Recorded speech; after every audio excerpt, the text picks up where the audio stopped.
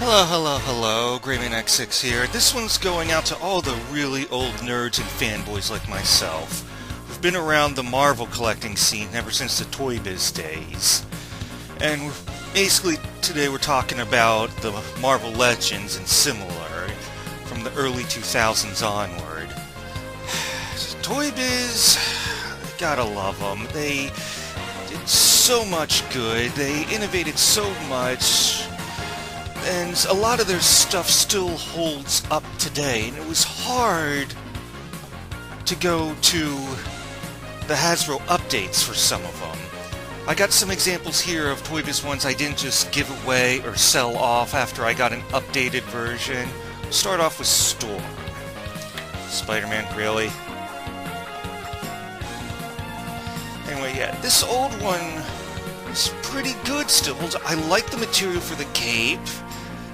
It's not too flimsy, it's very pliable. And unlike Hasbro, we got bicep swivel and double-jointed elbows. All the way back then, it's only taken Hasbro a while, until a couple years ago, to finally catch up in that regard.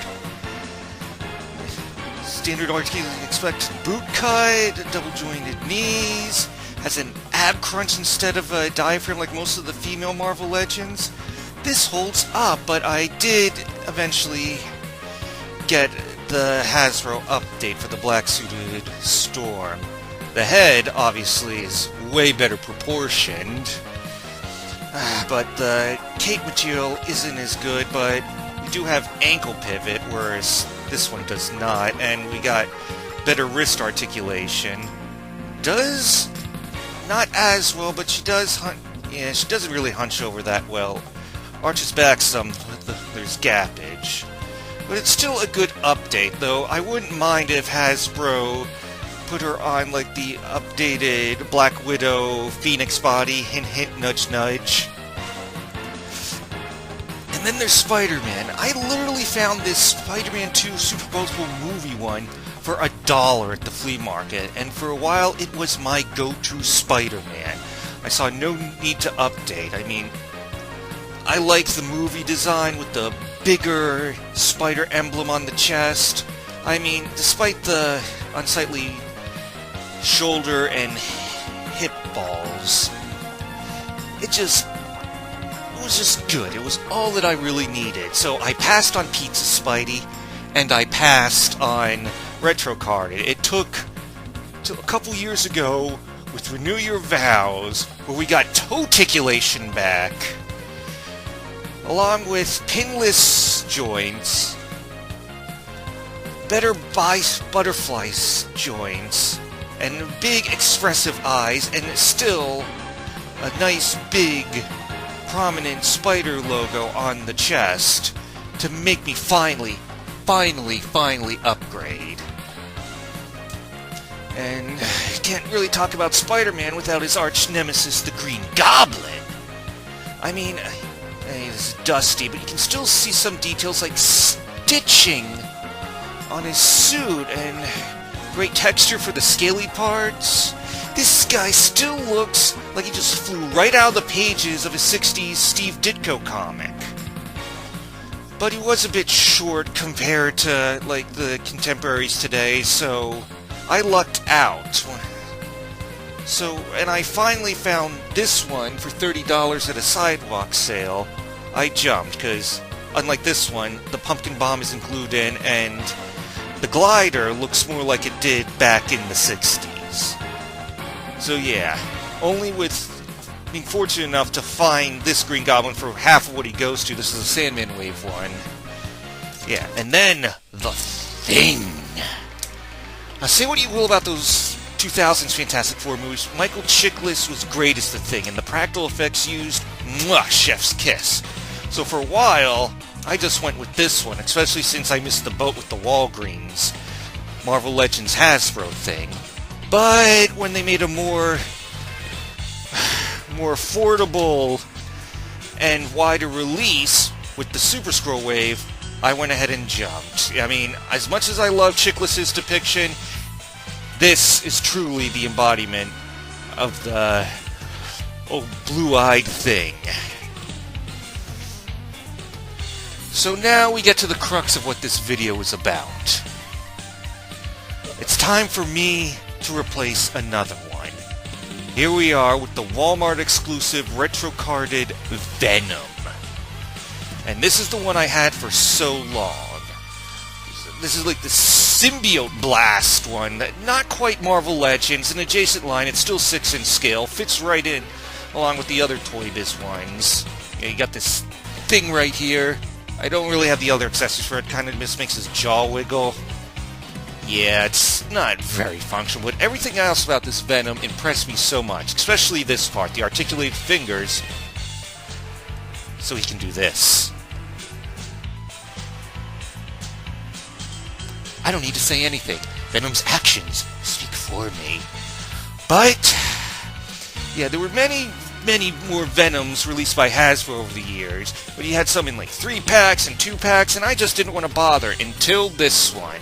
And all the bells and whistles included convinced me to finally take the plunge. Alright, we got both versions of Venom out side by side, so let's have a look. And yeah, of course, I just have to have him in that pose. That's the pose Venom's had on my shelf for many years. It's going to be hard to let that go. So let's look at the new Venom first, and then compare him to the old version I've been using. Unlike that one, it's got some butterfly joints.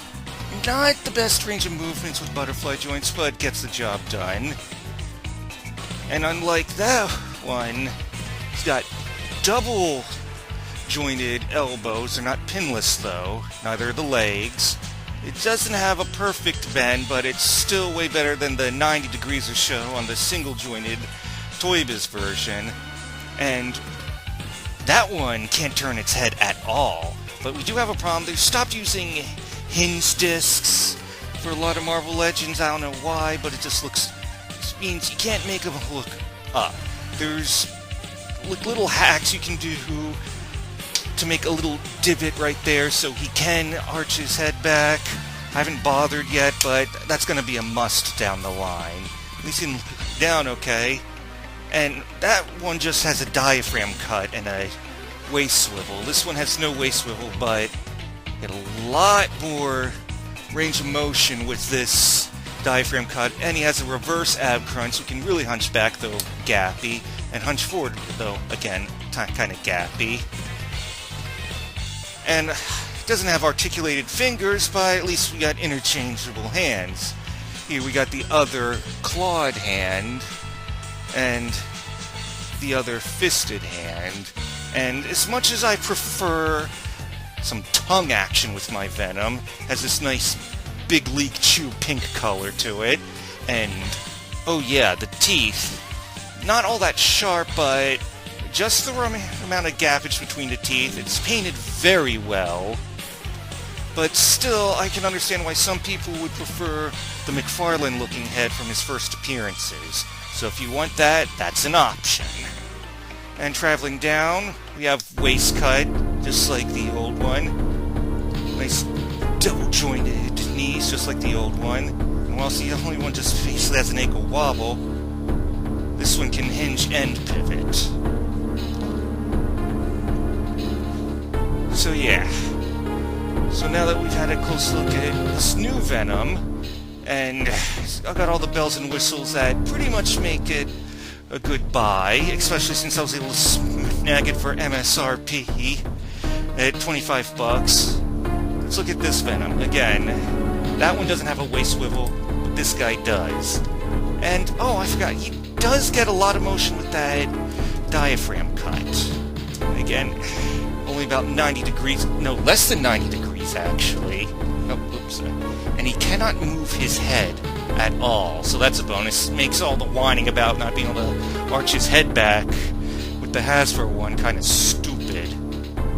But he does have bicep swivel, and unlike some Marvel Legends stuff back then, he can hinge and twist his wrists. And we got the ball-jointed hips again, but you do get thigh cut, double-jointed knees, so it looks a bit long. They really jut out.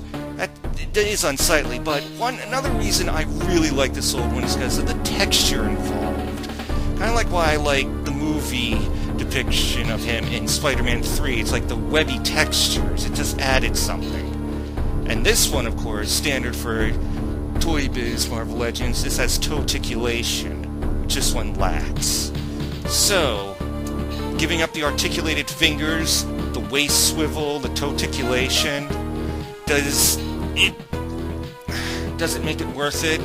Getting a movable head, having a reverse ab crunch and a diaphragm joint, hinge, like pivoting ankles, and double jointed elbows.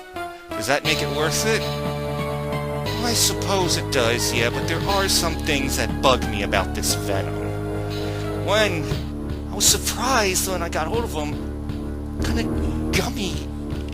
gummy limbs. I thought we were past that. I mean, look at this. This figure's almost 20 years old and still rock solid. It's got that going for him. So I was a little bit disappointed by that.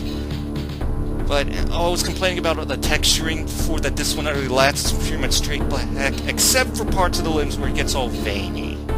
So there is that. And there is texturing on his tongue. While on that, you got that with the green slime they were fond of depicting him with back then. And, oh yeah, this one has the trapezoids on the back of his hands, though they're not all that big. This version completely lacked them. And I don't know if it has to do with age, but the white on his spider emblem and the trapezoids on the back of his hand and his eyes is much brighter for this one than it is for that one, though with the softer plastic for his head, that's probably just due to age. So yeah, this is another one. Like all the other ones I just showed you at the beginning of this video, there are trade-offs with upgrading, but with some better proportions, a bit more options with articulation, though I do lament the lack of toticulation to help him get into better crouching poses. I suppose, yes, if you were able to get this for $25 when it went up on Walmart, hopefully they'll reissue it down the line, then this was worth it. I'm glad I waited for this single release over, like, what was it, the 3-pack with Ride and that other symbiote, and the 2-pack with Null, who's going to be coming out in Venom 3, I believe. Yeah, getting him by himself, I'm glad I waited. Alright, to close things out, since a couple months ago when I reviewed the Mafex Bane, I used that opportunity to show off the Batman figure I use, and all the members of his Rogue Scatter that I have. We'll do the same. With Spider-Man, of course, I used Renew Your Vows version, and all the members of his Rogue Scatter that I have, and it took forever to get all 10 of these guys in frame. Alright, starting off, we have the movie version of Mysterio. He's a little too short, like most of the MCU movies, but I absolutely love the costume he has. And we got Rhino, another ToyBiz figure I've actually hung on to. We got the retro-carded Sandman. We got that Sandman Wave Green Goblin. We got the old Doc Ock, not the new one with Silk that had the Calm Head sculpt. We got Venom here doing a nice pose, and next to his little symbiote offspring Carnage. This is the old one, like from the wave from 2018, I believe. And we got another Walmart exclusive like Venom. We have Lizard from 2 years ago. We got an old black cat that's can't really pose her. Her hip joints are cracking open. Wouldn't mind if they put Black Cat on that new female buck for Black Widow. Wink, wink, nudge, nudge, Hasbro. And we have Tombstone, who I showed off not too long ago, still looking all dapper in that suit. So yeah, I got quite a bit of Spidey bad guys now. I can't see getting any more anytime soon. It's getting crowded on that shelf. I mean, 10 villains. I mean, adding Electro, Kraven, Vulture, those guys, it'd be a bit much, don't you think? Yeah, I think so.